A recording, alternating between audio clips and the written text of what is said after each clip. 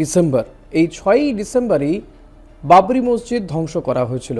অযোধ্যার সেই বাবরি মসজিদকে স্মরণে রেখেই হুমায়ুন কবির গত কয়েকদিন ধরেই তিনি বলছিলেন যে তিনি এবার বাবরি মসজিদ তৈরি করবেন মুর্শিদাবাদে। আর সে কারণেই তার থেকে দলের দূরত্ব বাড়তে থাকে। শেষমেশ গতকালই হুমায়ুন কবিরকে দল সাসপেন্ড করে। তৃণমূল কংগ্রেস তার সঙ্গে আর কোনো সম্পর্ক রাখবে না বলে জানিয়ে দেয়। যদিও ভরতপুরের বিধায়ক তিনি জানান যে তিনি বাবরি মসজিদ তৈরি করেই ছাড়বেন। দল তাকে সাসপেন্ড করলেও তিনি খুব দ্রুতই, এবং তিনি কথা দিয়েছিলেন যে শুক্রবার দিন বিধায়ক পদ থেকে পদত্যাগ করবেন, যদিও সেই কথা তিনি রাখতে পারেননি।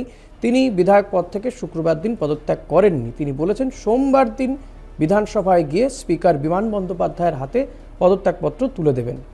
এর পাশাপাশি তিনি যেটা জানিয়েছেন যে বাবরি মসজিদ 6 তারিখে শিলান্যাস করা হবে এবং লক্ষ লক্ষ মানুষ সেখানে জড়ো হবেন। বিভিন্ন রাজ্য থেকে তো বটেই, এ রাজ্যের বিভিন্ন জেলা থেকে মানুষজন আসবেন। হুমায়ুন কবিরের কতটা ক্ষমতা সেটা তিনি দেখিয়ে দেবেন।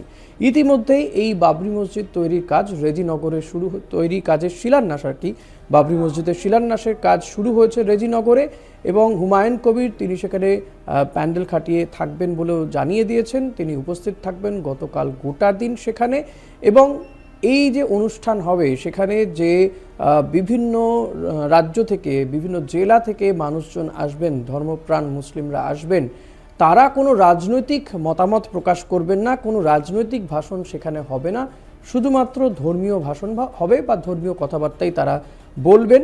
এটা কিন্তু হুমায়ুন কবির পরিষ্কার জানিয়ে দিয়েছেন। অর্থাৎ এই বাবরি মসজিদ তৈরির মঞ্চ বা শিলান্যাসের মঞ্চ কোনোভাবে রাজনৈতিক মঞ্চে পরিণত হবে না বলে জানিয়েছেন ভরতপুরের বিধায়ক।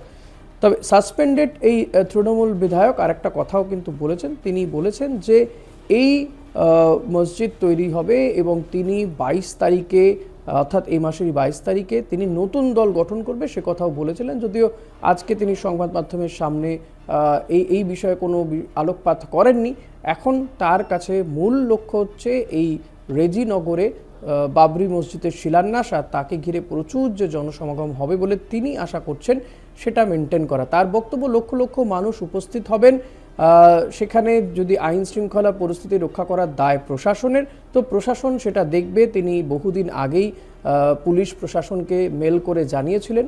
এই নিয়ে কলকাতা হাইকোর্টেও একটি মামলা হয়, এবং সেই মামলাতে কিন্তু কলকাতা হাইকোর্ট ভারপ্রাপ্ত প্রধান বিচারপতি ডিভিশন বেঞ্চ তারা জানিয়ে দিয়েছে, কলকাতা হাইকোর্টের ভারপ্রাপ্ত প্রধান বিচারপতি ডিভিশন বেঞ্চ, যে বাবরি মসজিদ তৈরিতে তারা কোনো হস্তক্ষেপ করতে চায় না। তবে এক্ষেত্রে যেন আইন শৃঙ্খলা পরিস্থিতির অবনতি না হয়, কারণ আইনজীবী বিকাশ রঞ্জন ভট্টাচার্য তিনি বলেছিলেন যে রাজ্যে সাম্প্রদায়িক সম্প্রীতি নষ্ট হতে পারে। সেই কারণে তিনি প্রশাসনকে নির্দেশ দিয়েছেন যাতে এখানে আইন শৃঙ্খলা পরিস্থিতি বজায় থাকে এবং কোথাও গিয়েই যেন সাম্প্রদায়িক সম্প্রীতি নষ্ট না হয়।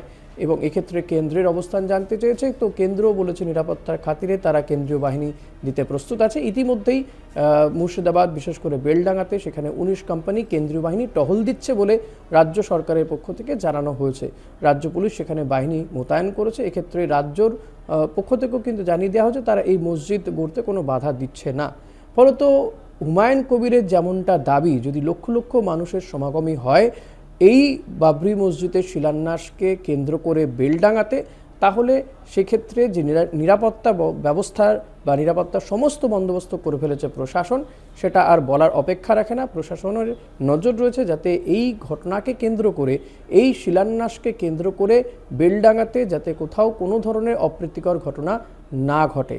তাই অতি অবশ্যই রাজ্য রাজনীতির একটা নজর থাকবে এই দিকে, যে এই মঞ্চ থেকে শুধু কি ধর্মীয় আলাপ আলোচনাই হয়, ধর্মীয় বক্তব্যই রাখা হয়, নাকি রাজনৈতিক কোনো বক্তব্য থাকে। মুখ্যমন্ত্রী মমতা বন্দ্যোপাধ্যায় বহরমপুরের সভা থেকে কিন্তু গতকালই জানিয়েছিলেন যে দলে কিছু পচা ধান ছিল, তাদেরকে বার করে দেওয়া হয়েছে। এক্ষেত্রে উল্লেখযোগ্য, যখন গতকাল ফিরহাদ হাকিম তিনি বলছেন যে হুমায়ুন কবিরকে তারা সাসপেন্ড করলেন দল থেকে, ঠিক সেই সময় হুমায়ুন কবির কিন্তু মুর্শিদাবাদে মমতা বন্দ্যোপাধ্যায়ের সভাতে উপস্থিত ছিলেন। তিনি এই খবর জানার পরেই কিন্তু সেখান থেকে বেরিয়ে আসেন, এবং মমতা বন্দ্যোপাধ্যায়ও কিন্তু তার প্রতিক্রিয়া জানিয়েছেন। যদিও কারো নাম তিনি করেননি। তার বক্তব্য যে কেউ বিজেপির পয়সা খেয়ে ভোটের সময় দলে ডিস্টার্ব করতে চাইছে বা রাজ্যে ডিস্টার্ব করতে চাইছে, তাই এই ধরনের পচা ধানকে তিনি সরিয়ে দিয়েছেন বলে জানিয়েছেন। আগামীকাল অতি অবশ্যই এই বাবরি মসজিদের শিলান্যাসকে কেন্দ্র করে কি ঘটে এবং রাজ্য সরকার, রাজ্যের পুলিশ প্রশাসন কতটা নিরাপত্তা দেয়, হুমায়ুন কবির যেমনটা দাবি করছেন তেমন জনসমাগম হয় কিনা সেদিকে অতি অবশ্যই নজর থাকবে। আর আপনাদের নজর থাকুক কলকাতা টিভি ডিজিটাল এবং কলকাতা টিভিতে রাত দিন 7 দিন।